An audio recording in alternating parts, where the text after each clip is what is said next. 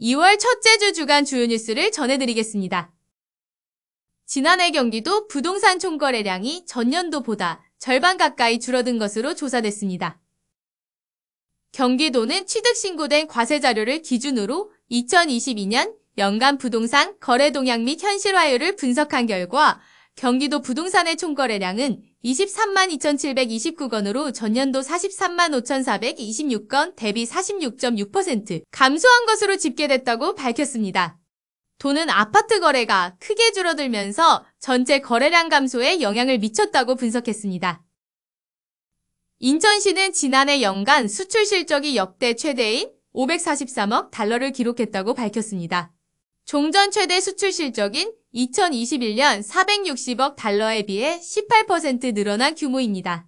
시는 이번 성과가 그동안 실시한 중소기업 수출 증대 지원 사업에 힘입은 것으로 분석하고 있습니다. 경부 지하고속도로 용인-서울 구간 건설 사업이 오는 2027년 하반기 착공될 것으로 보입니다. 경기도는 서울시청에서 국토교통부와 서울시, 한국도로공사와 경부 지하고속도로 건설 사업의 원활한 추진을 위한 업무 협약을 체결했습니다. 이 사업은 경부고속도로 용인시에서 서울시 구간 26.1km 사업비 3조 8천억 원을 투입해 지하화하는 것이 주요 골자입니다. 현재 예비 타당성 조사가 진행 중이며 타당성을 확보하면 2027년 하반기 착공에 들어갈 전망입니다. 경기도가 가정박 청소년들이 부모의 도움 없이 안정적으로 자립할 수 있도록 목돈 마련을 지원합니다. 경기도는 이 같은 내용의 청소년 자립도배 통장 사업을 안내하고 오는 15일까지 참여자 115명을 모집한다고 밝혔습니다. 청소년 자립도배 통장은 청소년 본인이 2년간 매달 1만 10만 원을 저축하면 도가 저축액의 2배를 추가 적립하는 제도입니다. 김동연 경기도지사가 난방비 폭탄 책임 떠넘기기 논란과 관련해 남의 탓하고 비판이나 하려면 뭐하러 정권을 잡았느냐고 이틀 연속 비판 목소리를 이어갔습니다. 김동연 지사는 27일 자신의 SNS에 올린 글에서 어려운 상황이 생기면 이전 정부를 탓하고 싶은 유혹이 생긴다면서도 정책은 흐름이다. 공직자 임기에 맞춰 4년, 5년 끊어서 국민의 삶을 챙길 수는 없다며 이같이 말했습니다.